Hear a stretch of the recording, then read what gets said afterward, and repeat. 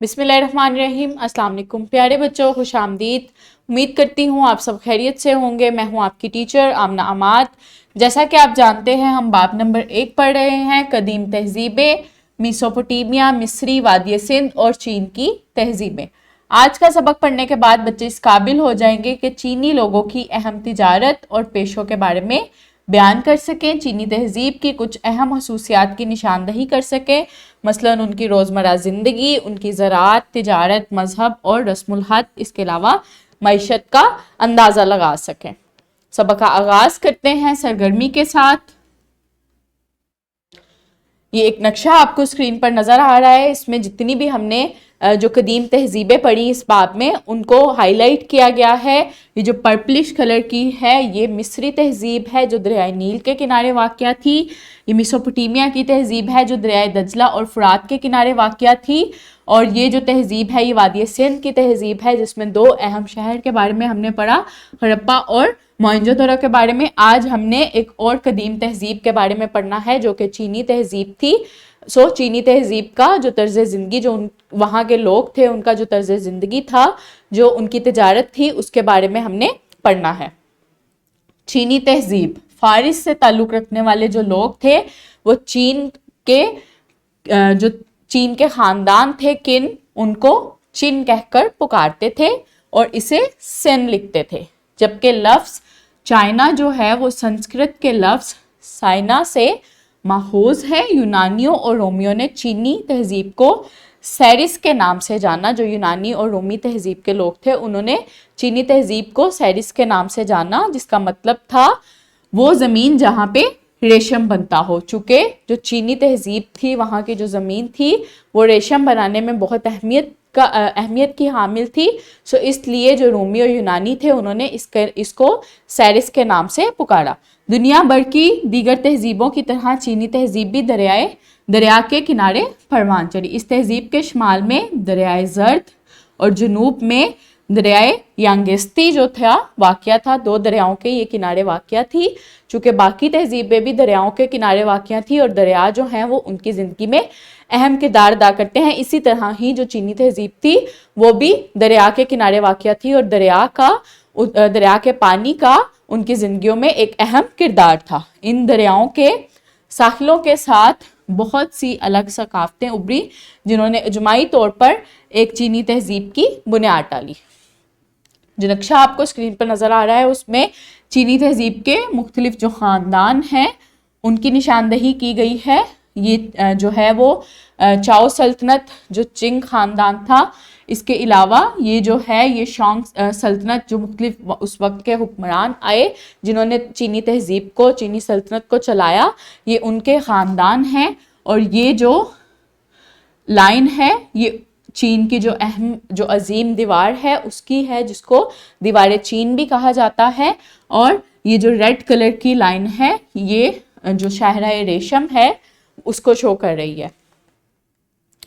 जो चीनी तहजीब का समाजी ढांचा था वो किस तरह का था, वहाँ के जो लोग थे, आमतौर पर जो जदीद माशरों का समाजी ढांचा लोगों की माली हालतों से मुतयन होता है और तश्कील पाता है। वो लोग जो अमीर और वसाइल के मालिक होते हैं इनकी समाजी हैसियत इन लोगों से ज़्यादा होती है जो गरीब और वसाइल के मालिक नहीं होते। लेकिन कदीम जो चीनियों का जो समाजी ढांचा था वो इससे मुख्तलिफ था।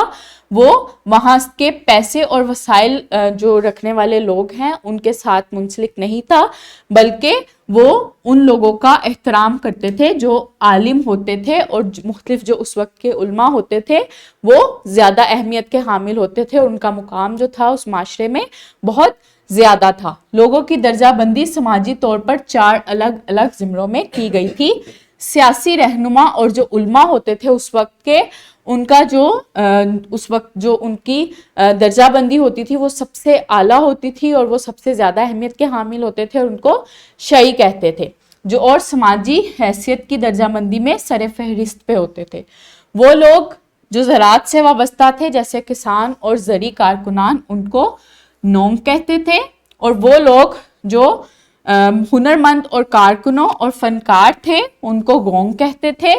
और जो अमीर और ताजिर लोग होते थे उनको शोंग कहते थे और वो सबसे کم تر سماجی حیثیت رکھتے تھے، چونکہ ان گروہ بندی سے پتہ چلتا ہے کہ اس وقت کے جو قدیم چینی لوگ تھے وہ پیسے اور وسائل کو اہمیت نہیں دیتے تھے، بلکہ علم اور جو مختلف جو علماء تھے ان کی تعلیمات کو اہمیت دیتے تھے. ان جو علماء تھے ان کی جو سماجی حیثیت تھی وہ اس معاشرے میں بہت زیادہ تھی، لیکن جو وسائل رکھنے والے لوگ جو تھے، جو اس وقت کے امراء تھے، ان کی سماجی حیثیت کم تر تھی. اگرچہ چینی تہذیب ترقی کے مراحل میں تھی تو مختلف سماجی طبقات موجود تھے، اس کے باوجود ابتدائی چینیوں نے کھیتی باڑی، زراعت اور سخت جسمانی مشقت کا مظاہرہ کیا. وہ بہت اس وقت کے مشقت کرنے والے اور محنت کرنے والے لوگ تھے. جو اس وقت کا سماجی ڈھانچہ تھا اور جو گروہ بندی تھی وہ 4 گروہوں پر مشتمل تھی. سب سے پہلا شئی، اس سے بعد نونگ، اس کے بعد گونگ، اور آخری اور کم تر جو گروہ تھا وہ کون سا تھا؟ شانگ، جو کہ بہت اس وقت کے امیر اور رتبہ رکھنے والے لوگ تھے. چینی تہذیب کے مذاہب. قدیم چینی لوگوں کے مذاہب ان کے علماء، فلسفیوں اور سیاسی شخصیات کی تعلیمات، اصولوں اور روحانیت سے ماخوذ تھی.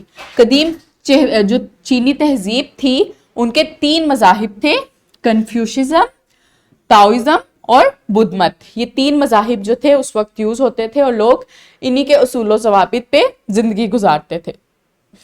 یہ بدھ مت ہے، یہ کنفیوشزم اور یہ تاؤ مت، جس کو تاؤزم بھی کہتے ہیں. جو اس وقت تحریر سازی ہوتی تھی وہ کس طرح کی ہوتی تھی؟ قدیم چین میں تحریری نظام جو تھا وہ شانگ خاندان کے دور میں تیار کیا گیا. دستاویز اوریکل ہڈیوں پہ بنائی جاتی تھی. اوریکل جو ہڈیاں ہوتی تھی وہ جانوروں کی ہڈیاں ہوتی تھی، جس میں زیادہ تر کچھووں کی جو ہڈیاں ہوتی تھی وہ ہوتی تھی جس پہ تحریر سازی کی جاتی تھی. اور یہ جو نظام تھا یہ شانگ خاندان کے دور میں یہ شروع ہوا تھا، اور اس میں جو لوگ تھے وہ ان کے پاس آتے تھے، جو مختلف علماء ہوتے تھے ان کے پاس آتے تھے اور ان سے پیشن گوئی کرواتے تھے مستقبل کے بارے میں اور کسی بات کے بارے میں جانتے تھے، تو یہ تحریر جو تھی اس پہ درج کی جاتی تھی. وقت اور ترقی کے ساتھ چینی تحریر سازی نے دی آرٹ آف وار اور 100 اسکول آف جو تھاٹ ہیں جیسی کتابیں لکھی جو کہ آج بھی بہت معروف ہیں.